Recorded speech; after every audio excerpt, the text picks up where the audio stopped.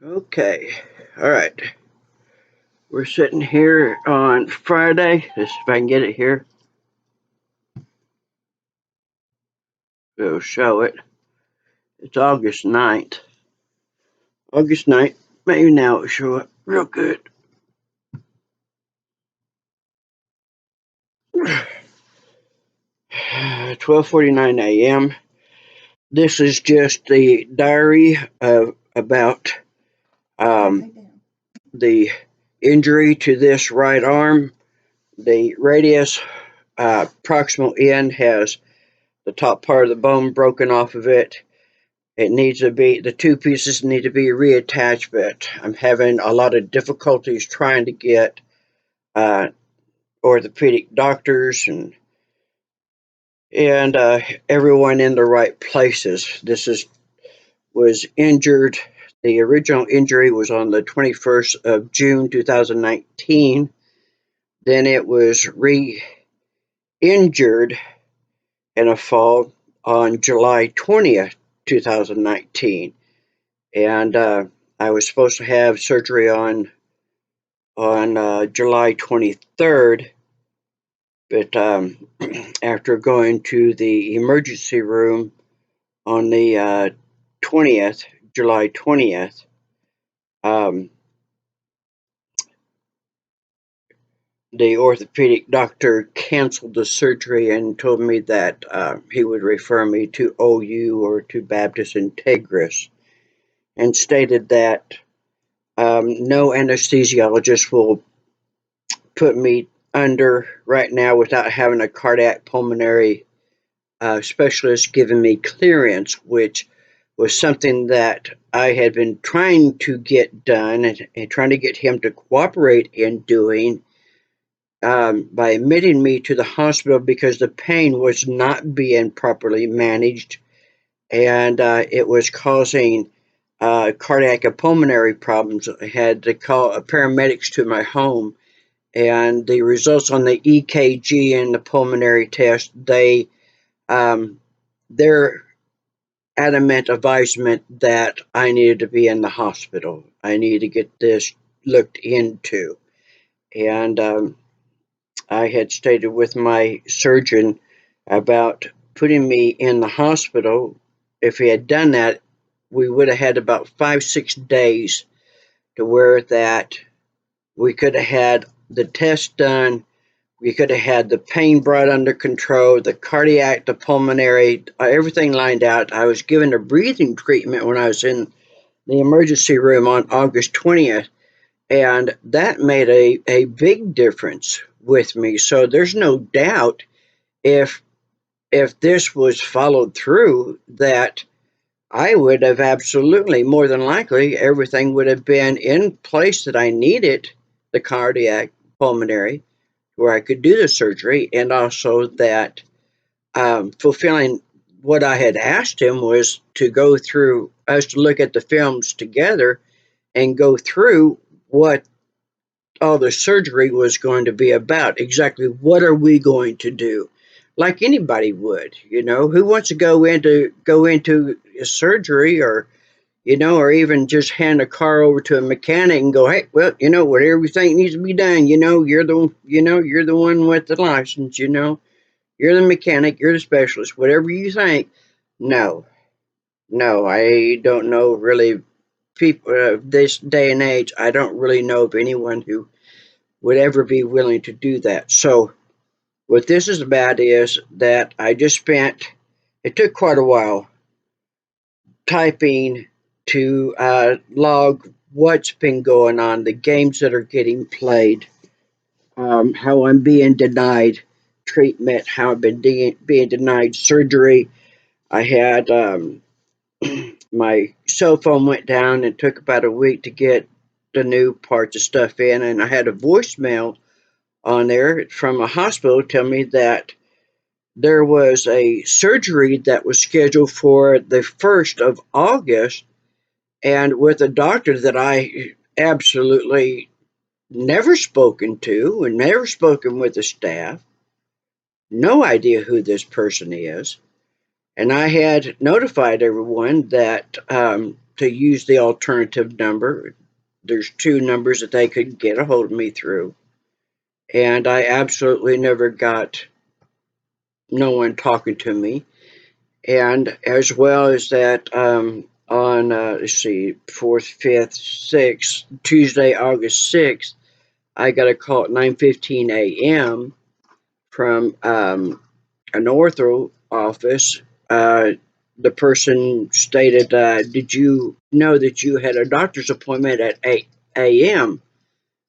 Like I said, they called me at 9:15. I said, "No, no." I said, "No one called, told me about an appointment, and no, their automated service that always calls people about 2, 3 days ahead of time to make sure they're going to keep the appointment. I never received any of those notifications. So, very, very strange things are going on.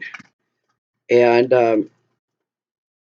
I've got, I will show you this here. That the bones are broken and the arm is dislocated. The elbow is dislocated. This is as far out as that my elbow can do. And this is, I can't eat a sandwich and I have to have a long fork. So if I bend forward, I can get it about there. That's about as far as I can get it. The worst part is, the dislocation is pulling on the tendons and ligaments, but when it comes to typing, no matter how much I try to take my time at it, there is this place that is in the bend of the elbow, and it feels like it is right on that tendon, and that causes me a tremendous amount of pain, and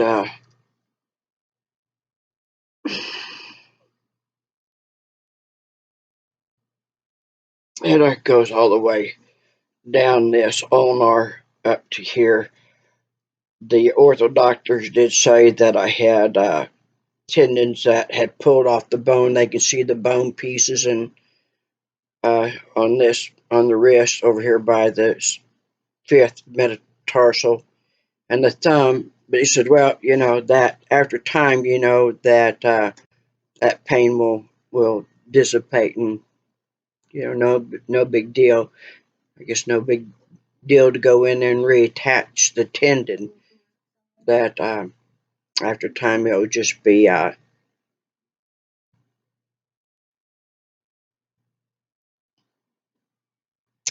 anyway.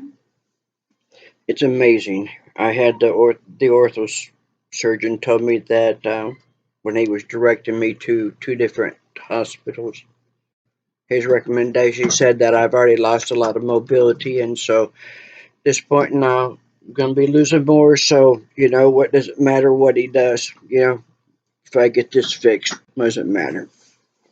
So okay, this is it for for this part of the diary, and I haven't been able to tolerate any of the splints. They've made the situation worse, lot worse. The last one uh, ended up causing so much swelling and on pressing on the bones that were broken and stuff.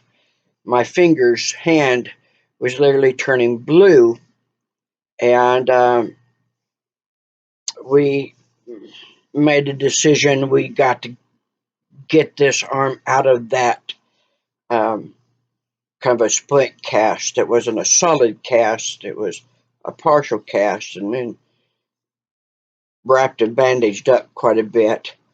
And it took it a few hours before that I started getting good pink, skin tone, getting the blood flow back through it, and took several days before the swelling come down. So that's where I'm at, where I'm dealing with things. I don't have a single doctor lined up. I don't have anything. And so this right here is going to probably be the rest of my life, because I knew that, you know, talking about being in pain, I knew that was probably going to be taking down my medical care, because that's a four-letter word. And it seems like if you, anytime you mention that, that all of a sudden your medical care goes down, and goes right out the, yeah, right out the sewage line. And that's the way it's been. And they know that what really got them started dancing all about is when that it started causing cardiac and pulmonary problems. And I said the paramedics, when they were called, the EKG and the pulmonary results highly advised. Yeah, I need to be in the hospital. And we all know that pain damages the heart. We know that.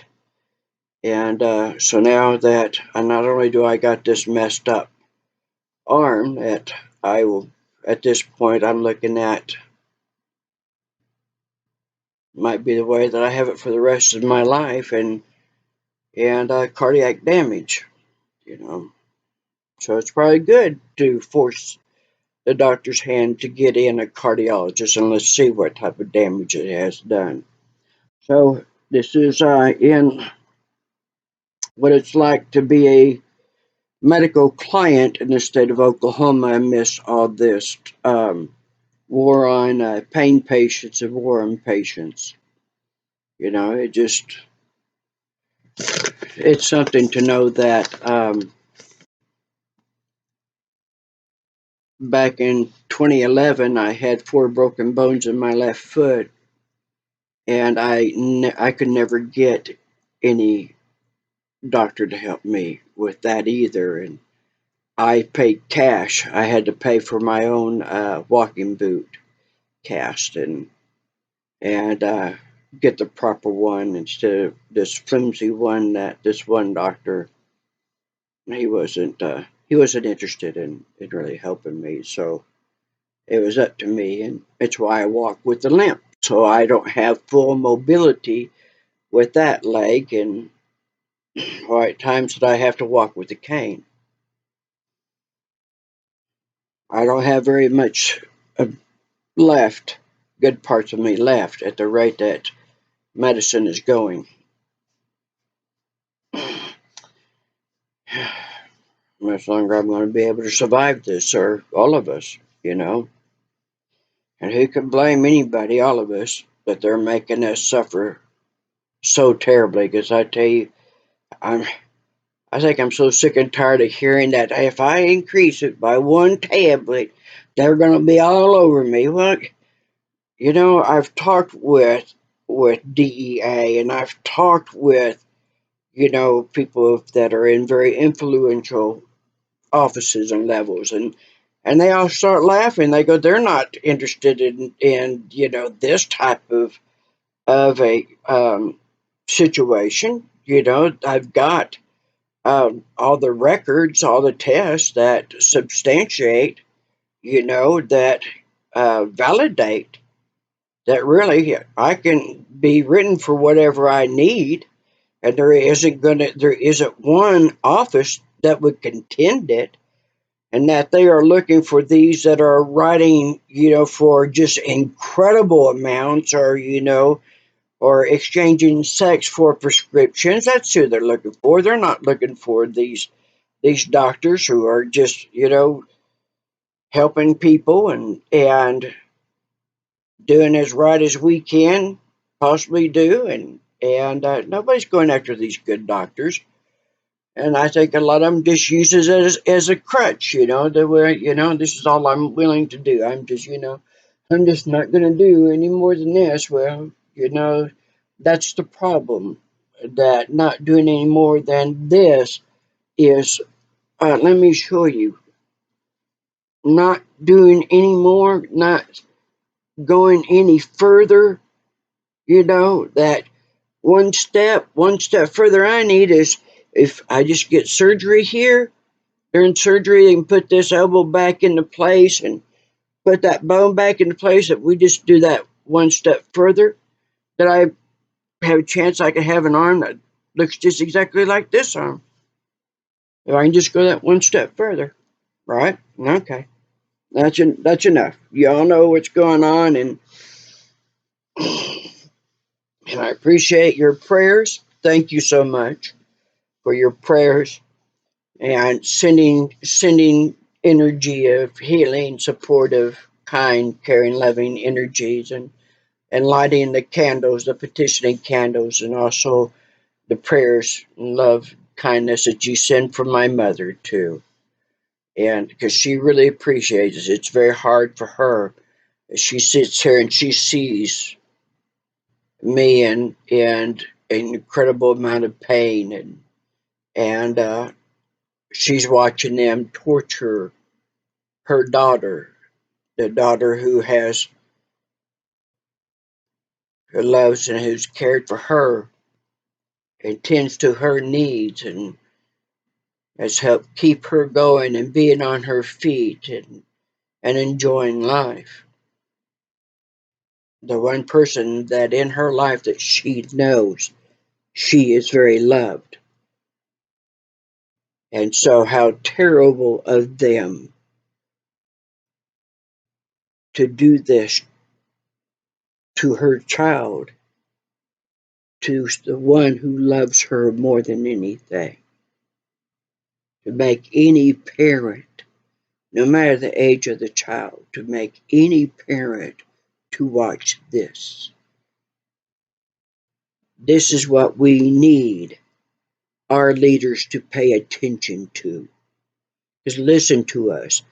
There's a whole lot of us that are like them. We're mature adults, responsible adults. We don't need anybody holding our hand. We are not degenerates. We are not going in with hidden agendas because we are like them. And so I don't think they want anybody accusing them of having ulterior nefarious motives and behaviors. And we need to get that set right back in the minds. To stop acting like that. Every one of us who goes see a physician, goes to a medical center.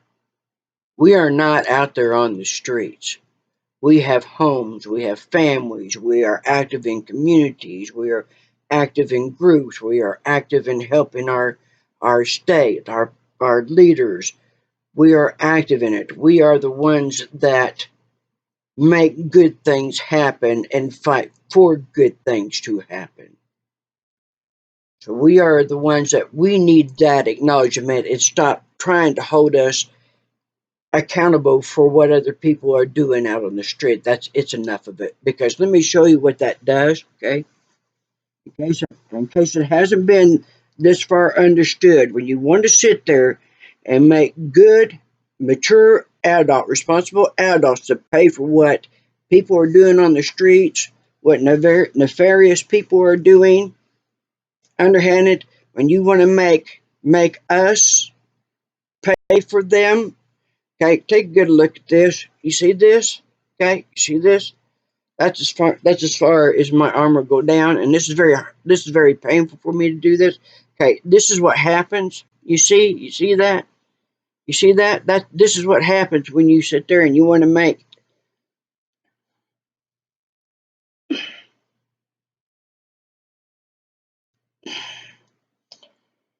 I think that got it across. Okay, so pass this around. You're more than welcome. Pass this around.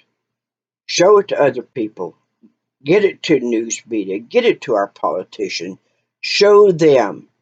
Show them that we have got to take away those 6 words that should have never been entered into any area of medicine, and that is because of what others have done. Meaning, you are not going to be able to get the treatment you should have because of what others done. And it means that my file is never going to be looked at because it's sitting on the bottom and it's got all these stacks. They're miles and miles high because of what others have done. That's the files that they're looking at. So my file is never going to be gotten to. And because they won't look at my file, they're looking at what others have done. Okay? Okay? Let me show you this again. This is what happens, because of what others have done. Okay? Yeah. All right. All right. That's enough. That's enough. Like I said, thank you for all your support and your care. I do appreciate it. And it does help. It does help. So I'm going to hang in there as long as you can hang in there. Let's all hang in there as long as we can. Sooner or later, it's gonna turn around. It is because there are very good people in medicine that are the medically licensed. We're having to go through the sorting table, and it's a lot to sort out. So stick with it. Contact your government leaders. Don't be afraid to give them ideas or send in your story. Talk to them because they need us to do that. This is a great time. They're asking. They're wanting it. Get on that phone, write those letters, you know, make you a video. You know, a video can speak just as loudly as typed words can. Okay, all right, I gotta go. Y'all take care. Much love to y'all. Good night.